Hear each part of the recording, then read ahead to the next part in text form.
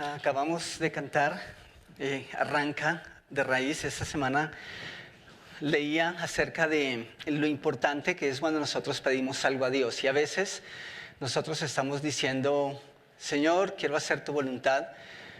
Pero realmente lo que estamos diciendo a Dios es, yo quiero que tú digas sí a lo que es mi voluntad. Y cuando nosotros pedimos estas cosas como las que cantábamos, es bueno que nosotros miramos nuestro corazón y decimos, ok, voy a hacer tu voluntad, yo te voy a seguir. Pero quiero que pensemos por un instante cuánta de la voluntad de Dios que conocemos estamos haciendo ahora. Antes de que Él nos revele el mañana, lo que va a pasar, antes de que podamos siquiera contarle nuestros sueños, nuestros anhelos, y antes de decirle, Dios, yo quiero hacer tu voluntad al final, o mañana, o más tarde, quiero que pienses en lo que sabes que es la voluntad de Dios ahora mismo. ¿Qué cosas sabes que son la voluntad de Dios para tu vida? Supongo que hay varias cosas que sabes. La pregunta ahora es, ¿estás haciendo eso? Porque al menos que estemos haciendo lo que sí sabemos que debemos hacer, seguramente nuestras palabras van a tener un poco de sentido a futuro. Y seguramente Dios va a decir, ok, tú estás haciendo lo que ya sabes, ahora estás listo para que entonces digas, yo quiero hacer tu voluntad. Meditemos en eso mientras oramos. Señor, gracias por tu palabra en nuestras vidas. Y gracias, Señor, porque podemos cantar. Y gracias, Señor, porque cada vez que escucho y canto canciones como las que hemos cantado esta mañana, en mi corazón está el sentimiento de esto es lo que anhelo para mi vida.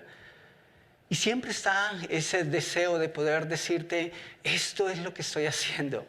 Esto ya es una realidad en mi vida, pero veo que me faltan muchas cosas. Y yo sé, Señor, que tú escuchas nuestra oración, yo sé que tú escuchas nuestro cantar.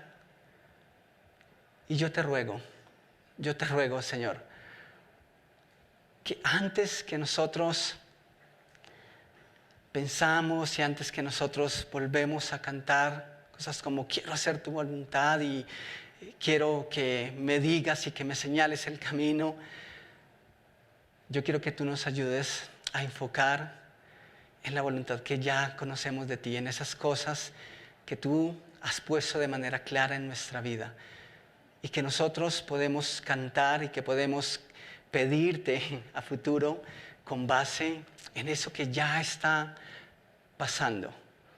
Creo que eso en gran parte es lo que tú me enseñas a través de Jacobo, el menor. Y yo te ruego que esa mañana tú hablas a nuestro corazón, que tú abres nuestro entendimiento y que nosotros podemos entender que más allá de las personas que están siempre a nuestro alrededor, la persona más importante siempre está y por ende siempre debiéramos estar haciendo lo que es debido, es tu voluntad, porque siempre estás ahí. Así que habla a nuestro corazón esta mañana, Rey. Ponemos ese tiempo en tus manos. Espíritu Santo, habla en nuestras vidas, por favor. Oramos en el nombre de Jesús. Amén y amén.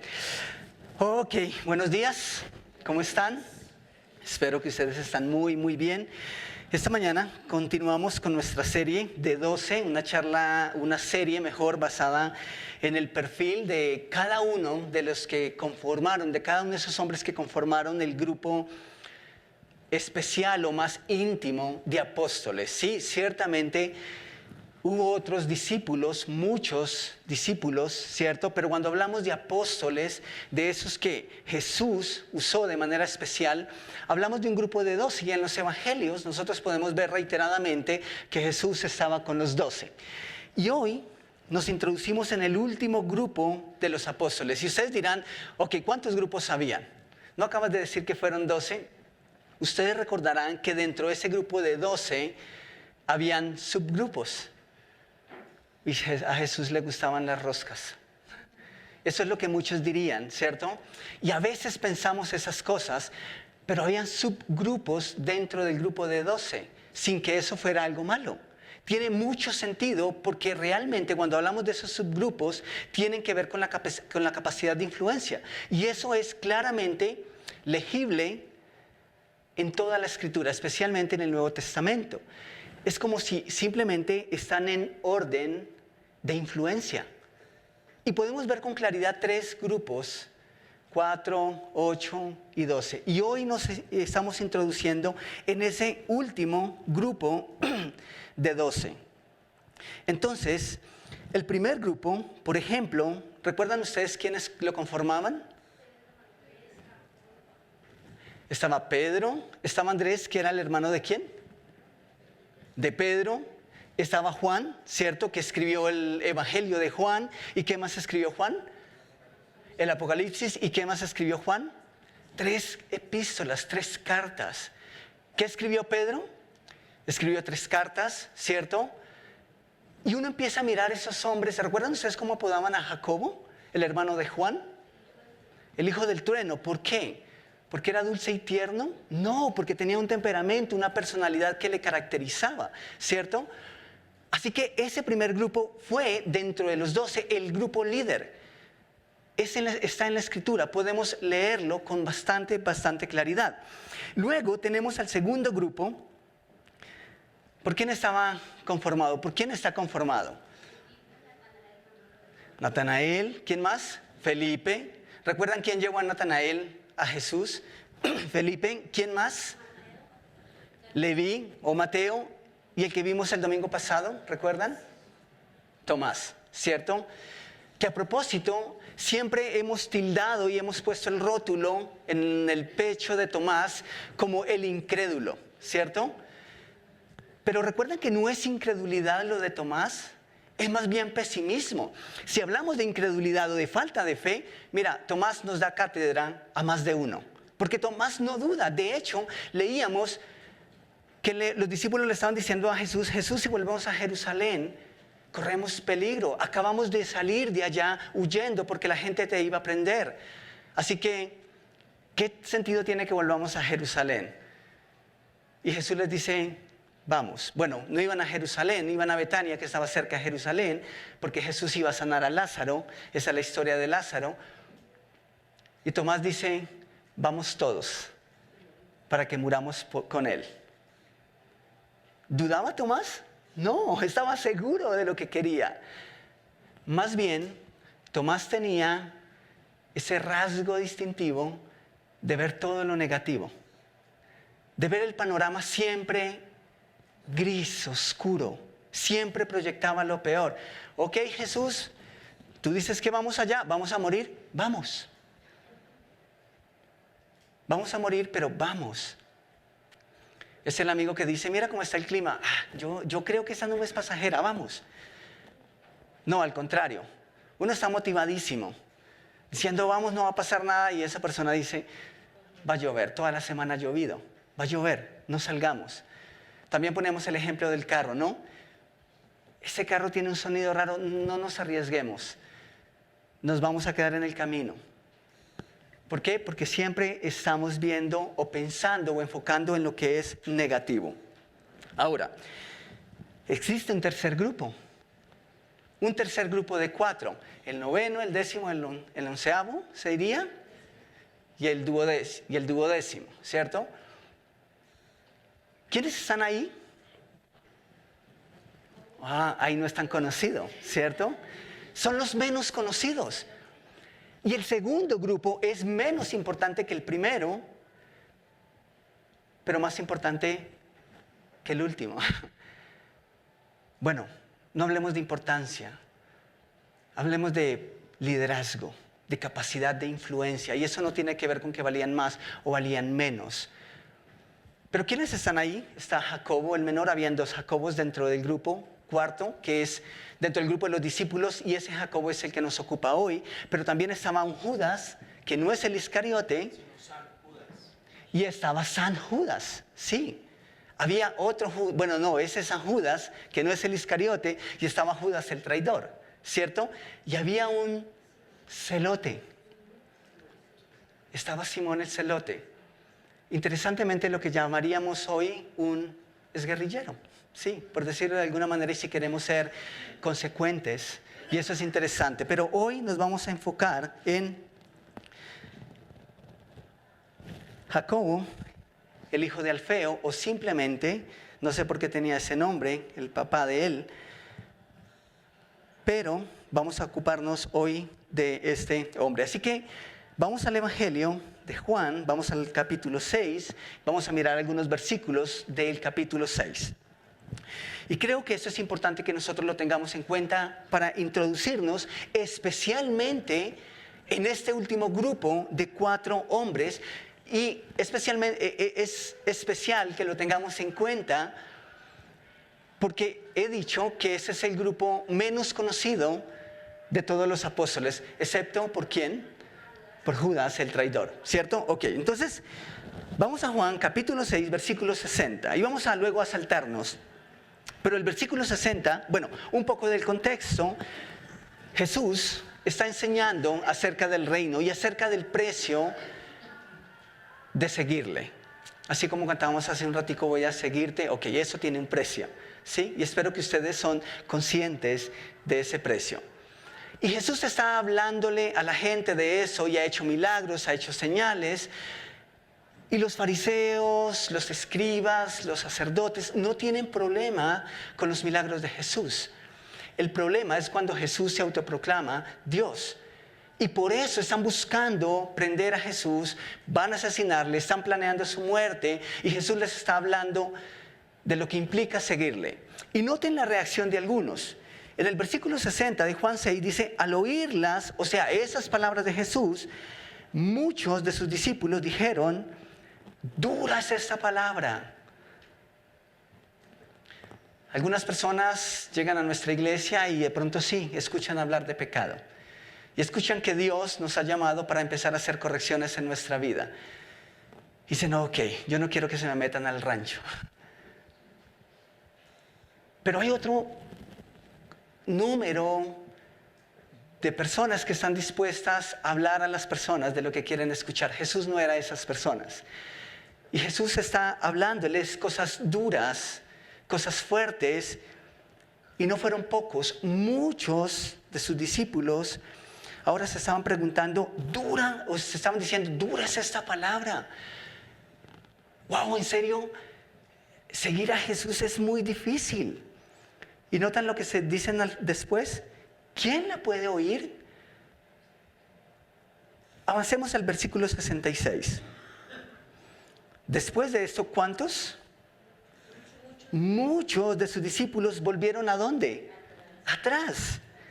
Y ya no andaban con él. Dijo entonces Jesús a los 12, ¿queréis acaso iros también vosotros? Le respondió Simón Pedro, Señor, ¿a quién iremos? Tú tienes palabras de vida eterna y nosotros hemos creído y conocemos que tú eres el Cristo, el Hijo del Dios viviente. Jesús le respondió, ¿no os he escogido yo a vosotros los 12 y uno de vosotros es diablo? Hablaba de Judas Iscariote, hijo de Simón, porque ese era el que le iba a entregar y era uno de los 12. Entonces, en primer lugar, tenemos en el versículo 66 la palabra muchos. Muchos volvieron atrás. Muchos de esos que en un momento dijeron, wow, eso pinta bien. Tenemos milagro, la comidita no nos va a faltar. Jesús puede multiplicar los panes cuando tenemos hambre, puede calmar las tormentas. Si nos sale de pronto alguna enfermedad, bueno, andamos con el maestro. Pero luego Jesús empezó a hablarles también de otras cosas. Y muchos de esos regresaron. Entonces tenemos la palabra muchos, pero es interesante que también tenemos la palabra nosotros. Hay una diferencia. ¿Cuál es entonces la diferencia entre esos muchos discípulos que al principio dijeron, Jesús, te seguiremos? Y esos 12. Cuando Pedro dice, nosotros lo hemos dejado todo, ¿de quiénes se está hablando? Sí, de los 12. De los 12. Tenemos mucho, tenemos el de la mazamorra, que nos va a abrir el apetito, el arroz con leche. Pero hay una diferencia entre esos muchos y nosotros, ¿cierto? Hay una diferencia. En realidad, hasta los últimos días de Jesús en la tierra, lo que hizo diferente a esos 12 del resto de otros discípulos, esas personas que dijeron te seguiremos, es su capacidad de permanecer. En esencia fue su fe. No fueron los milagros, las cosas habrían sido diferentes si Jesús desde el principio les dice, síganme, ustedes van a hacer milagros, ustedes van a ser profetas, ustedes van a hacer hazañas impresionantes. Eso vino después. ¿Saben qué es lo más interesante aún? Que cuando nosotros vemos a Jesús en la tierra andando con estos hombres, ¿saben ustedes cuántos eventos registra la Biblia de milagros que los apóstoles hicieron mientras Jesús estuvo? No hay. ¿Saben qué es lo más parecido a eso? ¿Saben cuál es el evento más sobrenatural que nosotros vemos de los discípulos mientras estaban con Jesús antes de su ascensión? A Pedro. ¿Qué hizo Pedro? ¿Recuerdan ustedes? Caminó sobre el agua. Eso es lo más sobrenatural. ¿Y cuánto duró? Un poquito, ¿cierto? Un poquito. ¿Ustedes se imaginan en la actualidad? ¿Ustedes se imaginan si Instagram hubiese existido en el primer siglo? Hubiésemos tenido la hazaña de Pedro, pero también el meme de Pedro, ¿cierto? Esto hasta para el meme, se hundió. Eso es interesante. Así que estos hombres tuvieron que esperar. Aún cuando Jesús les había prometido que ellos iban a hacer grandes cosas, no las hicieron mientras estuvo Jesús. Y aún cuando Jesús partió, fue después que vino el Espíritu Santo que ellos empezaron a hacer algunas de esas hazañas. Y eso es muy, muy interesante. Y digo que es interesante porque ellos antes que hacer esos milagros tuvieron que esperar, tuvieron que aprender y tuvieron que caminar al lado de Jesús. Tal vez siendo anónimos. Y eso es interesante. No todos lograron el mismo nivel de prevalencia. Eso nos recuerda que Jesús puede hacerlo solo. No necesita de nosotros. Pero la razón por la que nos ha incluido y nos ha llamado también a nosotros es porque en esto hay propósito. Hay una proyección y una tremenda oportunidad de invertir en la eternidad. Esta es una oportunidad de dar valor y alcanzar a otros. Para eso estamos aquí. Y Jacobo, el menor, es uno de los hombres que Jesús escogió para llevar a cabo esa obra. Jacobo, el menor. ¿Y saben qué es interesante de Jacobo el menor? Hasta ahora hemos hablado poco o mucho de los discípulos, pero cuando nosotros hablamos de Jacobo el menor, ¿saben qué dice la Escritura acerca de Jacobo el menor? ¿Saben cuántos datos tenemos a través de la Escritura y cuánto podemos saber de Jacobo el menor por lo que dicen los autores bíblicos? Sabemos que su mamá se llamaba María, no es específico, incluso pudo haber sido primo de Jesús. Habían 3 Marías prominentes en la Escritura. En el Nuevo Testamento, solo sabemos que Jacobo el menor era hijo de una de las 3 Marías. Esa es una realidad. Y luego sabemos, por la lista que los evangelistas hacen de los discípulos, que era uno de los discípulos porque está en la lista. Por eso sabemos su nombre. Pero no sabemos mucho acerca de él. La pregunta que nos nace entonces es, si no fue prominente, si no hizo nada especial, digno de ser puesto en las Escrituras, ¿por qué hace parte de los 12 discípulos? ¿No les parece a ustedes eso que es como un poco injusto? Jacobo, el menor, no solamente fue uno de los discípulos, fue uno de los hombres que Dios usó no para abrir una iglesia nueva, una comunidad de fe nueva. Fue uno de los hombres que Dios usó para introducir la iglesia en el mundo. Pero solo sabemos el nombre de Jacobo y el apodo, el menor. como si no fuera suficiente que, no tienen registro de lo que yo hice. Era Jacobo el menor, y eso es curioso. Por favor, vamos a Marcos 15:40. La razón por la que yo creo que está en esa lista, aun cuando no hizo tal vez algo importante comparado con los demás, es porque ninguno de los discípulos lo fue. Ninguno de ellos fue prominente, ningún hombre lo ha sido, ningún cristiano lo ha sido. Simplemente Dios ha llamado a hombres comunes y corrientes y los ha usado, y dentro de esos grupos estaba Jacobo el menor. Vamos a Marcos capítulo 15, versículo 40.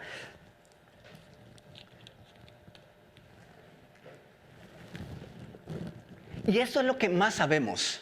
Aunque Lucas y Mateo también registran el nombre de Jacobo, por lo menos no usan el seudónimo o el apodo de el menor, simplemente lo mencionan, y es Marcos el que más habla de Jacobo. Y noten lo que dice Marcos: también había algunas mujeres mirando de lejos, entre las cuales estaban María Magdalena, María la madre de Jacobo. ¿Cuál Jacobo? El menor. Y parece que tenía un hermano y una hermana, ¿cierto? José y Salomé. Eso es todo lo que sabemos de Jacobo el menor, de uno de los discípulos o de los apóstoles. Entonces, llama la atención que eso tiene mucho que ver con la personalidad tal vez de Jacobo, de este apóstol.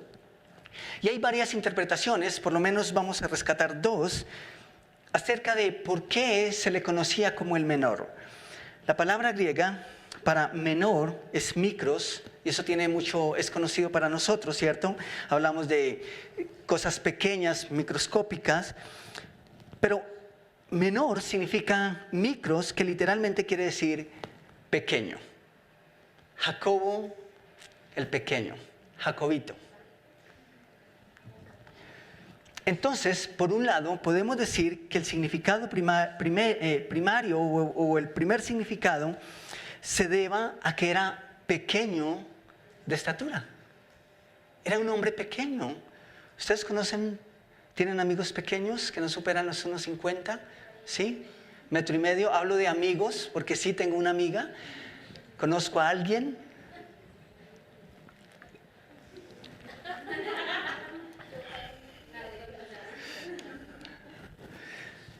Qué bueno que ustedes tienen que mirar hacia adelante y no hacia atrás. Simplemente Jacobo, esas son interpretaciones. Como les dije, no tenemos mucha luz a través de la escritura para definir a este hombre. Pero por el lenguaje original podemos deducir que literalmente el término menor hacía alusión a que era pequeño de estatura. Era una referencia a sus rasgos físicos. Y una segunda opción es que la palabra puede referirse a alguien que es simplemente joven en edad. Y nosotros usamos esas palabras con mucha regularidad. Por ejemplo, decimos, no, es que es pequeño. Y entonces uno tiene que mirar, ¿pero te refieres a la edad o te refieres a la estatura? ¿Sí? Y entonces en algunos casos nos referimos a las dos. ¿Sí? Es pequeño de edad y es pequeño de estatura. Escuchan que digo pequeño, ¿sí? No estoy diciendo pequeña porque alguien podría sentirse aludida. Pero nosotros usamos las dos palabras con mucha regularidad y eso tiene sentido. Entonces cualquiera de las dos pudo haber sido. Incluso puede ser que cuando hablan del menor, Jacobo el menor, estén haciendo alusión o simplemente lo estén usando en comparación con Jacobo, el hermano de Juan. Porque ambos hacían parte de los 12. Ejemplo de eso, tenemos a 2 Samueles en la zona. Nosotros, ¿qué hacemos? Hablamos de Samuel 1 y Samuel 2. Samuel el mayor o Samuel el menor. Eso tiene sentido, ¿cierto? Porque estamos hablando de una distinción, de hacer una distinción, una identidad dentro de un grupo que normalmente se reúne, ¿cierto? Recuerdo en uno de los semestres de la escuela de entrenamiento cristiano habían 2 Danielas y simplemente decidieron llamarlas Dani o Dania con la primera letra del apellido. Y básicamente esa es otra interpretación. Es simplemente lo que pudo haber pasado dentro del grupo de los apóstoles para identificar uno del otro, porque habían dos Jacobos. Pero cualquiera que haya sido la razón por la que fue llamado el menor, las dos son buen recordatorio porque para nosotros, porque por un lado podemos decir que Dios no se fija en la apariencia física. Y eso es genial. Teníamos a unos hijos del trueno. Esos muchachos eran explosivos, en serio. Pero tenemos a un apóstol llamado Jacobo, que parece que sí tiene que ver con su personalidad, incluso con su aspecto físico. Posiblemente era alguien pequeño que tendía a ser amable, no era vistoso, pero estaba allí dentro de ese grupo de los 12. Para nosotros el físico cuenta, ¿cierto? Y es importante y cuenta a veces más de lo que debiera contar, pero no para Dios. ¿Ustedes recuerdan cuando Dios quitó a Saúl el reino y Dios eligió a David? Dios envió a Samuel a que ungiera o a que fuese a la casa de David. Y Dios le hace una advertencia a Samuel. Dios le dice, no mires su aspecto físico, ni lo hermoso, ni cómo se ve. ¿Por qué? Samuel era el sacerdote. Fue el último juez, podríamos decir que fue el primero de los profetas, en fin. ¿Por qué Dios le hace esa salvedad a Samuel? Porque Samuel, siendo humano, tenía también esa tendencia. Y seguramente cuando Samuel viera a David iba a decir, uy, no, espere, ¿hay otro? ¿Hay alguien más? Yo creo que fue el primero que pasó. Es que él tiene la estatura, tiene más experiencia,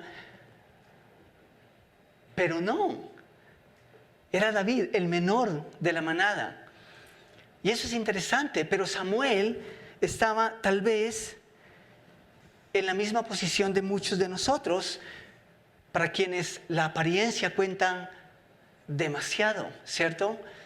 De pronto si el pastor tuviese un poquitico más de estatura, tendría un poquito más de autoridad, ¿cierto? Pero esas cosas para nosotros cuentan demasiado. Pero qué bueno que para Dios no existen esas cosas. Dios le dice a Samuel, no te fijes en su aspecto físico. ¿Por qué? Porque yo estoy interesado en el corazón. No en cómo se ve, ni en cómo lo van a ver los que están a su alrededor. Entonces, por eso es bueno que podemos aprender de Jacobo. Y la razón número 2 es que qué bueno que Dios pudo escoger a alguien muy joven.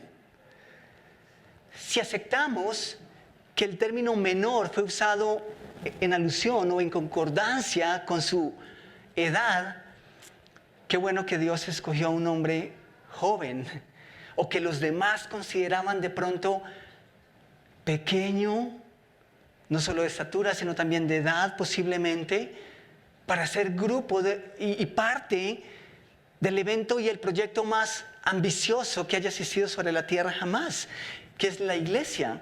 Y qué bueno que Dios lo tuvo en cuenta. ¿Y saben qué me hace pensar esto? A Timoteo. Timoteo era muy joven y era el discípulo de Pablo, ¿cierto? El apóstol Pablo, a propósito, alguien muy conocido. Y Pablo le escribe a Timoteo y le dice que nadie tenga en poco tu juventud. ¿Por qué? Sí.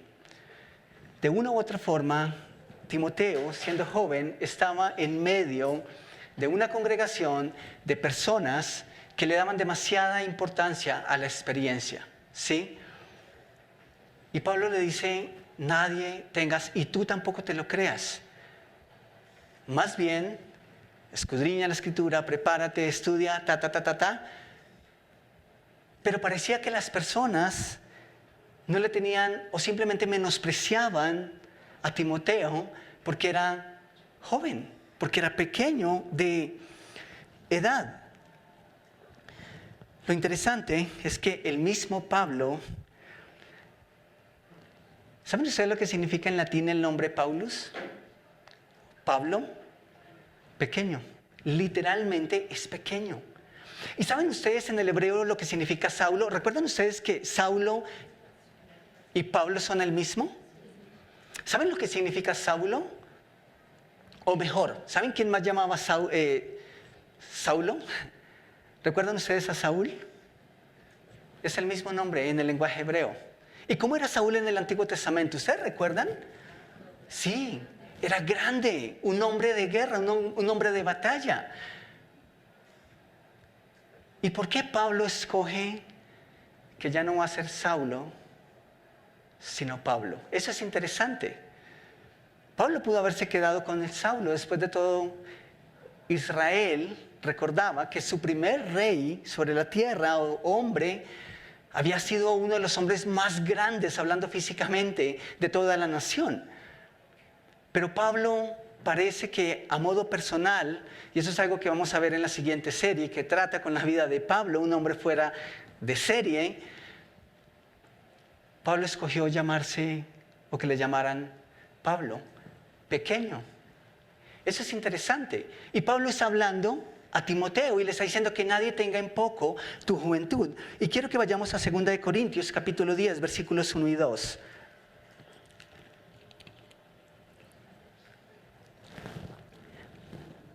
Es posible que Pablo, hablando físicamente, fuese un hombre pequeño. De hecho, muchos historiadores del primer siglo lo definen como alguien pequeño de estatura. Incluso dicen que posiblemente era encorvado, era monoceja, ¿sí? Cejas muy pobladas. Posiblemente dicen que su nariz era un poco encorvada o simplemente parecía un gancho. Y hay muchas teorías, pero la mayoría apuntan a que su estatura era muy, muy pequeña. Entonces, quiero hacerles una pregunta antes de que leamos 2 Corintios 10, 1 y 2. Cuando ustedes leen las cartas de Pablo, cuando ustedes leen Hebreos, cuando ustedes leen Romanos, entre comillas digo Hebreos para los que creen que no es Pablo el autor de Hebreos, ¿ustedes cómo perciben? ¿Cuál es la imagen que ustedes se harían de Pablo? ¿Un Jacobito? ¿Un Pablito? ¿Un hombrecito? No.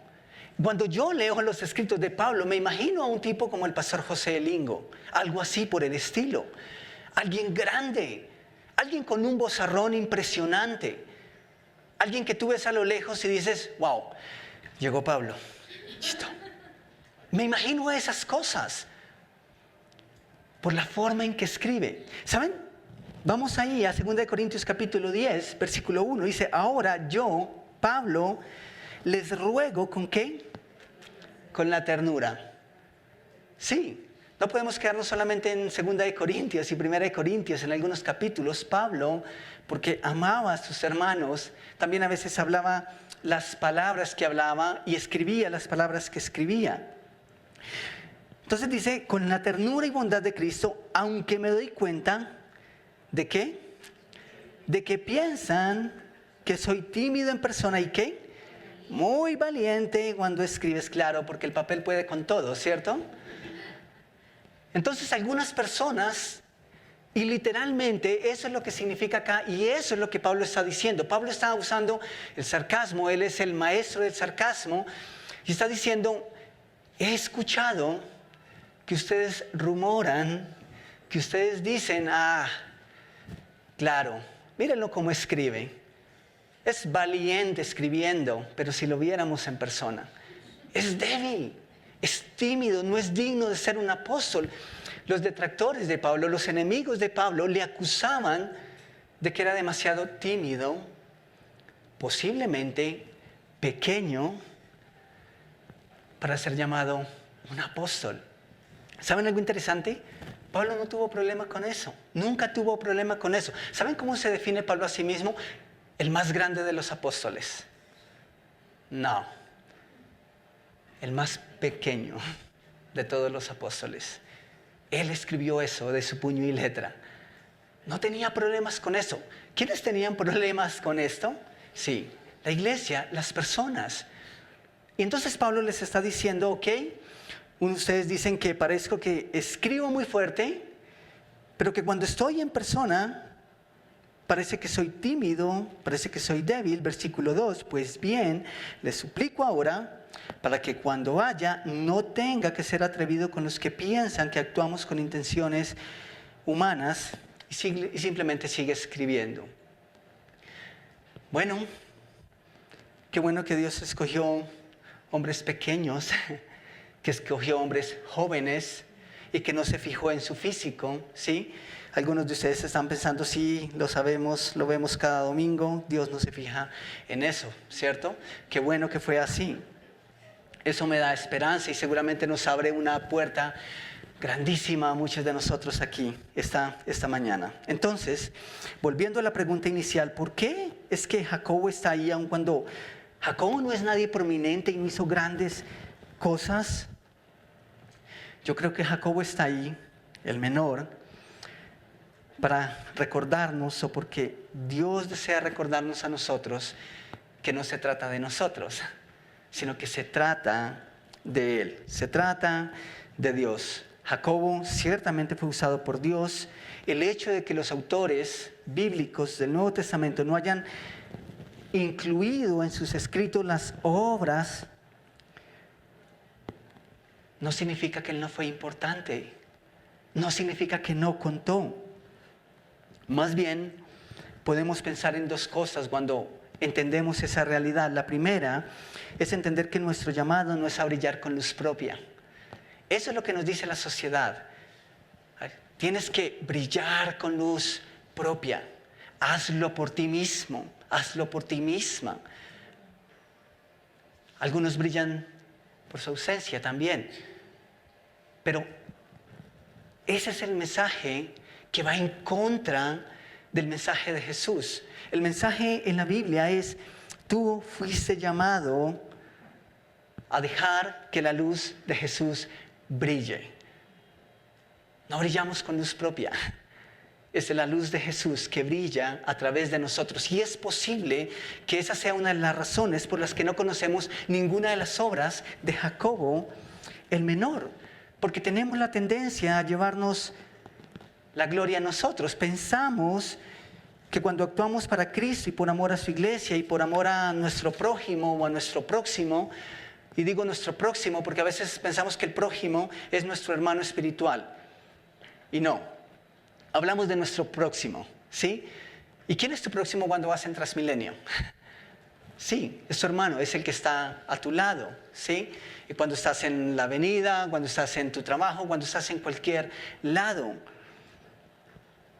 Pero pensamos que mientras hacemos eso, entonces Dios tiene que estar escribiendo una tabla con nuestro nombre, que al momento de morir va a ser puesta en la fachada de la iglesia o del lugar en donde se reúne la congregación. ¿Saben que esta semana recordaban a unas personas? Yo estaba recién llegado a la iglesia y unas personas le estaban pidiendo al pastor que cuando ellos murieran hubiese una placa afuera del lugar en donde estuvieran sus nombres escritos, porque ellos habían donado o habían hecho una ofrenda especial para que se construyera el local de la iglesia.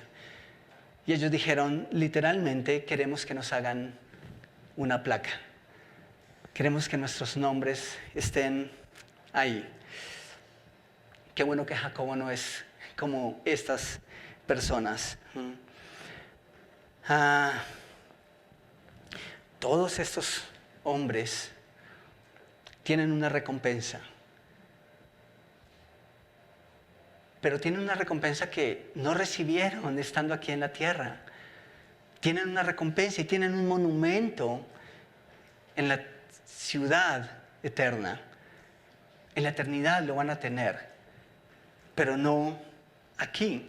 Y aún así vemos que Jacobo está completamente decidido a seguir a Jesús, aun cuando permanece en el anonimato. Porque entendió que no fuimos llamados a brillar con luz propia. Somos vasos, somos lámparas en el buen sentido, dispuestas para que la luz de Jesús brille. ¿Sí? No se ofendan, por favor. Y la segunda razón es porque los héroes anónimos sí existen. Y nosotros los conocemos, la historia los conoce. Y saben, la Biblia también nos habla de héroes anónimos. La pregunta es, ¿estamos dispuestos a hacer ese trabajo del cual quizá nunca se hable entre los hombres? ¿Estamos dispuestos a hacer ese tipo de trabajo? Creo que de eso nos habla Jacobo, el menor de los Jacobos, el menor dentro del grupo de los 12, tal vez el más joven, tal vez el más pequeñito, pero de eso nos está hablando Jacobo. ¿Quién es el que importa al final? Podríamos decir que todas esas cosas fueron verdad de Jacobo, es decir, que haya sido un hombre pequeño de estatura, que haya sido un hombre joven y una persona tranquila que permaneció tranquilo en el segundo plano. Eso podría ser consecuente con la baja prominencia que tuvo dentro del grupo. Es más, puede ser que Jacobo el menor haga alusión a que sí. De pronto no hizo nada comparado con lo que hizo Pedro o Juan. Podríamos decir que su marca distintiva fue lo anónimo de su liderazgo, de su personalidad. Ahora, hay un hecho importante en esto, y es que aparentemente Jacobo no buscó la notoriedad, no buscó ser el más visible. Eso me acuerda a los dos hermanos. ¿Recuerdan ustedes a Andrés y a Pedro? Y Pedro era explosivo, quería hablar a multitudes, lo hizo cosas grandes, locas, pero Andrés era el hermano. ¿Y recuerdan ustedes quién llevó a Pedro a Jesús? Andrés. ¿Y qué hizo Andrés? Ni siquiera escribió una epístola. Y aquí tenemos a los dos Jacobos. Tenemos uno que era hijo del trueno y tenemos a uno que es casi que invisible. Pero eso también nos habla de que la iglesia, el mundo, necesita y son tan importantes los héroes anónimos como los que podemos ver. Esta mañana yo les compartía algo que escuché un tiempo y dicen que las grandes naves, los grandes barcos, no se mueven por las grandes velas que nosotros vemos, sino por el viento que impulsa esas velas. Y las velas nosotros las vemos, pero el viento es invisible, ¿cierto? Pero ¿quién quiere ser viento? Prefiero ser una vela, ¿cierto? Que todo el mundo pueda ver.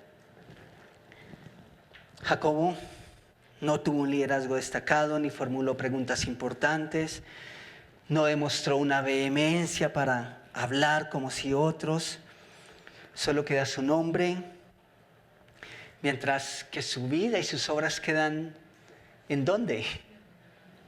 En la oscuridad, en lo anónimo.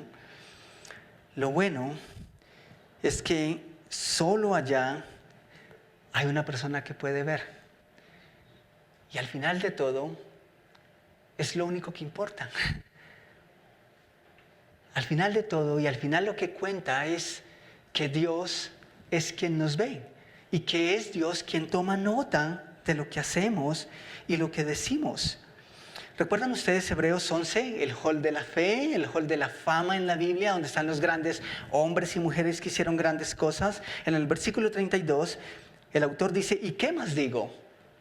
Porque el tiempo me faltaría contando de Gedeón, de Barán, de Sansón, de Jefté. ¿Y saben esto qué sugiere? Que no fueron solamente esos hombres, sino que hubo otros tantos hombres y mujeres que hicieron cosas impresionantes siendo usados por Dios, pero no están ahí. No están ahí.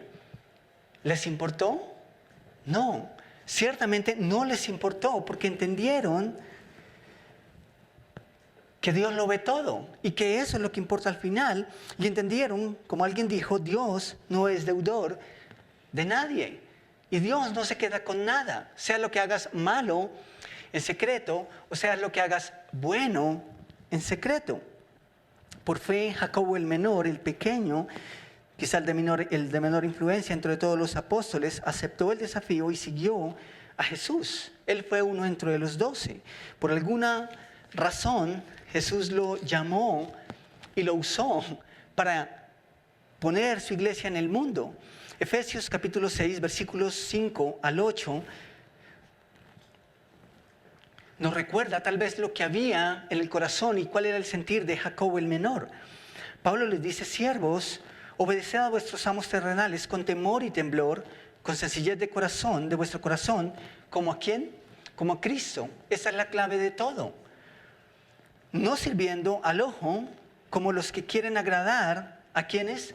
A los hombres. Esos son los que aman y amamos ser velas y no viento. ¿Pero qué necesitan las velas para cumplir su función? Viento. Y alguien tiene que hacerlo. Entonces Pablo les dice: no hagan las cosas para agradar a los hombres, sino como siervos de Cristo, de corazón haciendo la voluntad de Dios, sirviendo de buena voluntad como al Señor y no a los hombres, sabiendo que el bien que cada uno hiciere, ese recibirá del Señor, sea siervo o sea libre. Es irónico pensar, o el pensamiento de que hacemos lo que hacemos sin pensar en una recompensa. Ese no es el punto aquí. De hecho, Pablo y Jesús y la Biblia, del Génesis al Apocalipsis, siempre nos hablan de una recompensa. Entonces está bien que hacemos las cosas porque amamos una recompensa. La pregunta es, ¿cuál y de quién? Esa es la diferencia, ¿sí? Lo hacemos y lo gritamos a la luz de todos porque queremos ser recompensados por los hombres, o hacemos lo que hacemos aun cuando nadie nos vea porque queremos ser y esperamos y anhelamos ser recompensados por Dios. El tema no es la recompensa, el tema es de quién esperamos la recompensa.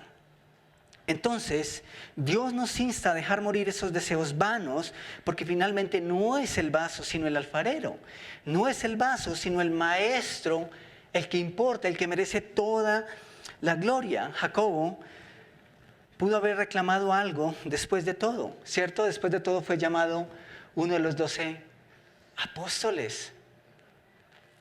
Pero aún así, la Biblia no nos deja pensar eso. Quizá para Jacobo el menor, para Jacobo el pequeño, en su corazón, el único anhelo que había en su corazón concordaba con el pensamiento registrado en la parábola de los talentos, donde se nos insta a actuar independientemente del papel que se nos haya asignado y a usarlo independientemente de lo que se nos haya dado. Si el papel es primario, no importa. Si es secundario, no importa. Si es en primer plano o tras bastidores, no importa. Si es altamente visible o es anónimo, no importa. En Mateo 25, versículo 21, solamente voy a tomar un par de versículos de este versículo de esta parábola. Y dice: y su Señor le dijo: bien, buen siervo y fiel, sobre poco has sido fiel, sobre mucho te pondré. Entra en el gozo de tu Señor. Y uno recibió 5, otro recibió 3 y otro recibió 1. ¿Qué importa? ¿Qué importa cuál es tu papel si Jesús te lo dio? Si lo haces, entonces tendrás recompensa. Y puede que lo hagas a la luz de todos, o puede que nadie te vea. Pero recuerdan también lo que dijo Jesús cuando algunas personas daban sus ofrendas y sus diezmos. El Dios que te ve en lo privado es quien te recompensa en público. Entonces eso es lo que importa al final. Quiero terminar con esto. Colosenses capítulo 3, versículos 23 y 24. Nuevamente, Pablo está hablando y dice: y todo lo que hagáis, hacedlo de corazón, como para el Señor y no para los hombres, sabiendo que del Señor recibiréis la recompensa de la herencia, porque a Cristo el Señor servís. ¿Por qué Dios nos recompensará? Porque el Cristo Señor servís. ¿Cómo lo hacemos? ¿Cuándo lo hacemos? Eso es algo que se queda para cada uno de nosotros. Puede que la iglesia, que la historia y el mismo hombre haya olvidado rápidamente a Jacobo el pequeño, porque no hay registro ni siquiera en la Biblia acerca de él. Pero Dios no olvida. Nadie como Jacobo el menor, el hijo de Alfeo, resume mejor esta verdad de la que estamos hablando. Este mundo no recuerda casi nada de Jacobo, pero en la eternidad él recibirá una recompensa completa. Y eso sí es un hecho, esa es una realidad. Y también, como dice MacArthur, en el libro que él escribe acerca de estos hombres, él dice: la eternidad revelará los nombres y testimonios de estos, como Jacobo el menor, a quien el mundo escasamente recuerda y no sabe nada de él. Pero qué bueno que va a haber una puerta con el nombre de Jacobo. Y tal vez usted y yo vamos a llegar ese día y vamos a decir: wow, qué ingratos somos, ¿cierto? Pero qué bueno que Dios lo vio todo. Y qué bueno que Dios tomó nota. La pregunta es: ¿cuál es la recompensa que buscamos? ¿Cuál es la recompensa que buscamos? La pregunta es: ¿por qué razón hacemos esto o esto? ¿Cuál es la motivación? ¿Por quién en realidad estamos buscando ser vistos? ¿Por quién en realidad estamos buscando ser recompensados y exaltados? Tomamos un momento para orar. Es verdad que nuestra mente caída y nuestro corazón dañado por el pecado a veces nos pide más de lo que debemos recibir. Y en medio de esa realidad, Dios, el Espíritu Santo, constantemente está recordándonos, nos insta vez tras vez a dejar morir esos deseos y hacerlo todo por amor a Él y nada más que por amor a Él. Aun cuando el mundo no lo vea, aun cuando el mundo no lo aplauda, ¿qué importa? Dios es quien tiene nota y en quien reposa la recompensa eterna. Así que, sin importar si nos ven o no nos ven, hagamos siempre nuestro papel, cualquiera que sea, en las condiciones que sean, porque Dios sí lo ve todo. Y Él no es hombre para que olvide. Así que, iglesia, no se desanimen, hay que seguir. Un día seremos recompensados. Y si quieres ser recompensado ahora y pronto, puedes hacerlo.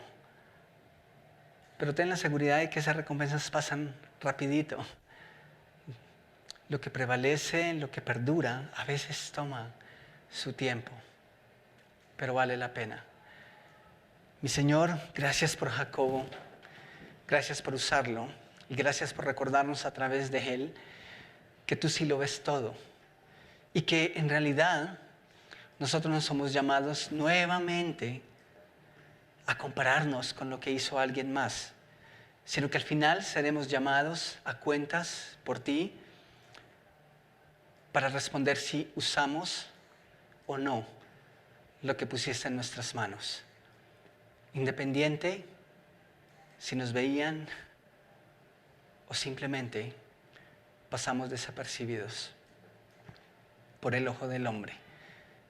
Pero gracias porque tú lo ves todo. Ayúdanos a ser valientes como Jacobo y actuar independientemente de las circunstancias o condiciones, especialmente cuando las expectativas de nuestro ego, corazón, mente no iban a ser suplidas.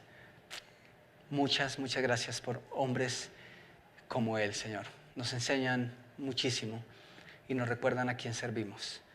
En tu nombre, amén. Muchas gracias por estar con nosotros esta mañana. Rápidamente, hay personas nuevas, personas que nos acompañan por vez primera. Si es tu caso, afuera hay una tarjetica con un código que puedes escanear y puedes regalarnos tus datos personales y vamos a tener esos datos para comunicarnos contigo en algún momento. Si no es así, bienvenidos todos. Antes de que vayamos al café, quiero recordarles que esta semana, que recién empieza el viernes, se reúnen las mujeres en este lugar a las 6:30 de la noche, aunque en realidad creo que se está iniciando el tiempo de enfoque real como sobre las 7 de la noche. Esto para algunos que de pronto están luchando con la llegada. Maná, estén pendientes porque eso no fue algo que hablé con Viviana. Sé que hemos tomado una pauta. Ya esta semana tenemos, esta semana ya retomamos el ministerio de Maná. Así que los que sirven ahí como voluntarios, por favor, prográmense otra vez. Y la zona también retomamos el próximo sábado a las 3:30 de la tarde en este lugar para chicos entre 12 y 17 años. Entonces, el sábado nos vemos de regreso. Y este es un anuncio importante. Con los hombres que estamos tratando de llegar los viernes, hemos dicho, queremos tener un tiempo de paintball. Paintball. Pero dijimos, ¿qué tal si invitamos a otros hombres que quieran hacer parte de eso? ¿Cuál es la invitación? El próximo domingo de 4 a 6 de la tarde, ¿sí? La idea es tomar el segundo grupo, en donde 2 horas nos cuestan 40,000 pesos y tomarlo de 4 a 6 de la tarde, ¿sí? ¿Qué les digo respecto a esto? Si están interesados, por favor, escríbanme, ¿sí? Me escriben al WhatsApp, pueden hablarlo con John, pueden hablarlo con Moisés, ¿listo? Simplemente nos escriben y podemos coordinar, Es todo lo que necesitamos si quieren participar. Y ahora viene nuestro tiempo de café.